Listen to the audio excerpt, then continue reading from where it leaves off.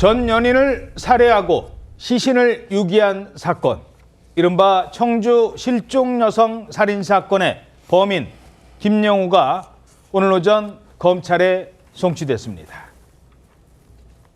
그 현실이 싫었을 뿐입니다. 평생 안 걸릴 거라고 생각하셨나요?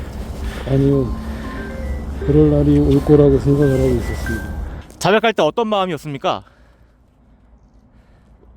이르죠. 40일 동안 마음은 어떠셨어요? 지옥가드 같았습니다. 사람 죽여놓고 지옥과도 같았다고요? 이건 또 무슨 말입니까? 네, 이 김영우는 지난 10월 14일 전 여자친구를 살해한 지 무려 43일 만에 경찰에 붙잡혔습니다. 범행 후 경찰에 체포되기까지 그 43일간의 시간이 지옥 같았다고 이렇게 말을 한 건데요. 그리고 피해자를 왜 살해했느냐, 피해자에게 미안한 마음이 있냐는 물음에는 죄송하다, 피해자랑 가족에게 어떤 마음으로도 용서를 구할 수 없을 것 같다라는 말을 하기도 했습니다. 김영우는 오늘 오전부터 신상이 공개됐습니다. 신상 공개 후에 검찰에 송치되면서 모자와 마스크를 착용한 상태로 최대한 얼굴 노출을 피했고요. 호송 내내 고개를 숙인 채 이동을 했습니다. 50대 중반이라고 합니다. 자, 그런데 경찰에 검거되기 전까지의 행적을 살펴봤더니 지옥과도 같았다?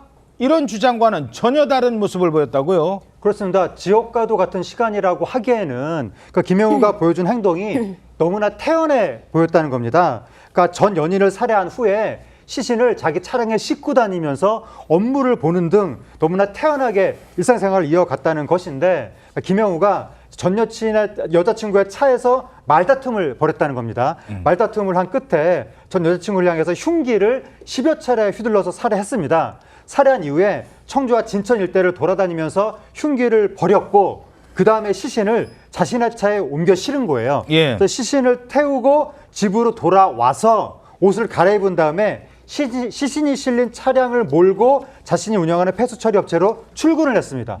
그리고 거래처를 돌아다니는 등 정상적으로 업무를 다 보고 저녁 때 이 자신의 거래처 중 한 곳으로 가서 시신을 유기한 거예요.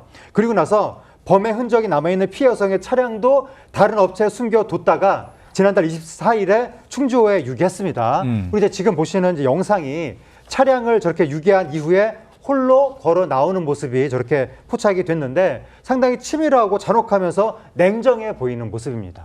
자, 그런데 이게 처음에 실종 사건이었잖아요. 이 살인범, 그러니까 살인 사건이 되기 위해서는 시신을 찾아야 됩니다. 이거 신고하고 한참 지나서야 이 김영우에 대한 조사가 이루어진 것 아니냐, 이런 지적이 있다고요? 네, 이 처음 피해 여성의 실종 신고가 접수된 건 김영우의 범행 이틀 뒤인 10월 16일이거든요. 근데 이 유족들이 초기 경찰 조사에서 이 김영우와 많이 다퉜다. 그리고 전 연인이 김영우가 해를 가했을 수도 있다라고 밝혔습니다. 하지만 경찰이 이 피해 여성의 실종에 그때 당시에는 크게 주목하지 않았었던 것 같아요.